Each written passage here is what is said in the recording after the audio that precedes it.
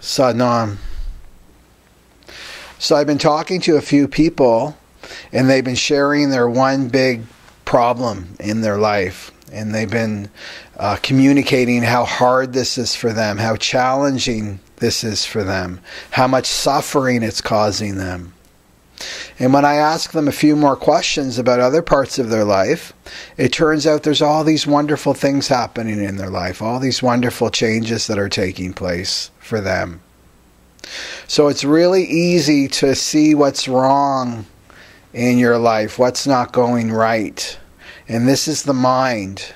It's like the dark stain on the white carpet. The mind is just fixated on that dark stain, and that's all it can see.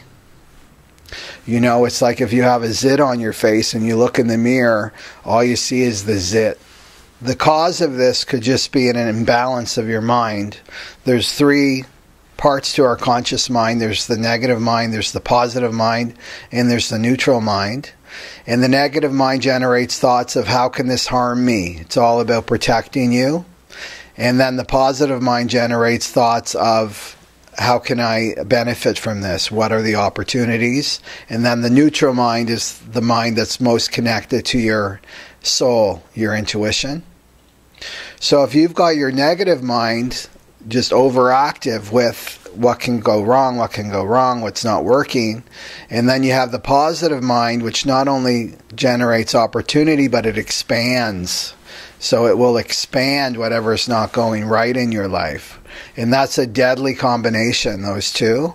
And what it does, it completely distorts your reality. So you don't see reality as it truly is. It's completely distorted by your mind.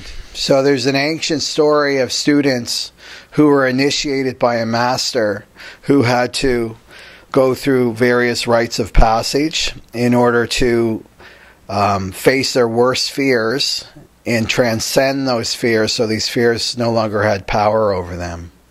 So one initiation chamber had one door on one end and then the other door on the other end, and each student had to walk through this initiation chamber, and it was all dark and it was filled with demons and snakes and all kinds of scary creatures.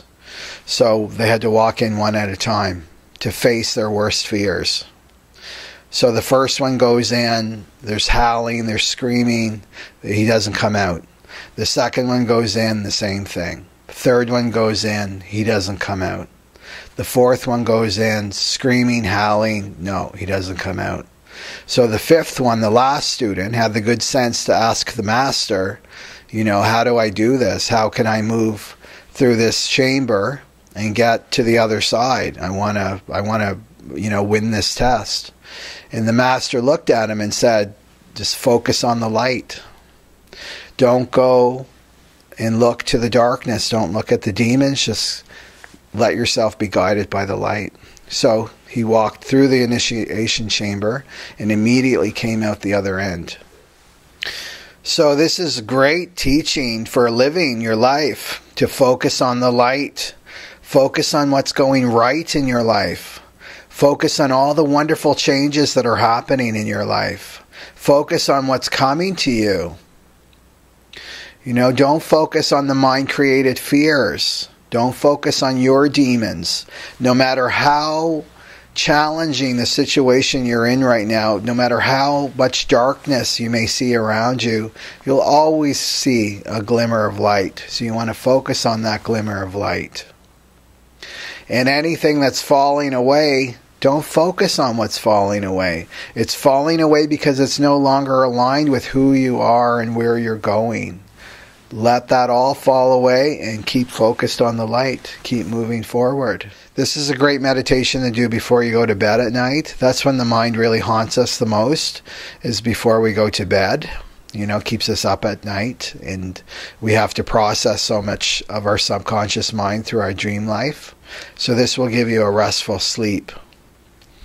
So for this meditation, you want to bring up your most haunting thought. We all have our haunting thought, and we just have different flavors of it. So it could be, will the money come? Will I be supported? Will I maintain good health? Will my relationships remain the same? Will the creativity, will the inspiration come? Do I have the strength? Do I have the stamina to get through this challenge? Whatever your thoughts are, whatever your worry is, let that come up for this meditation. Okay, so for the mudra, you want to put your right hand crossed over your left hand. And so make sure that the fingers of the right hand are crossed over the left hand. Okay, like that. And then you're going to cup your hands and bring it right in front of your heart center. And what you'll do is you're going to muster up those thoughts as you inhale through the nostrils slowly. And then you'll exhale through the open mouth. So your eyes remain open and you're looking down at your hands. So it's inhale slowly through the nostrils.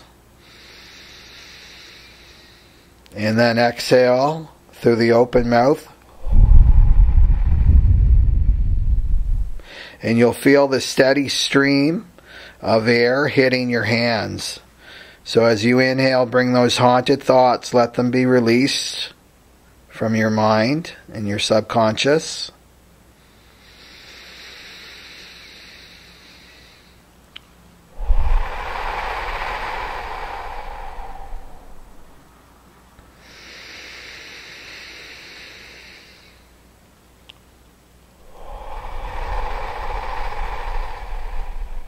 So for this meditation, you want to do this for 11 minutes. And a great time to do it is before you go to sleep at night.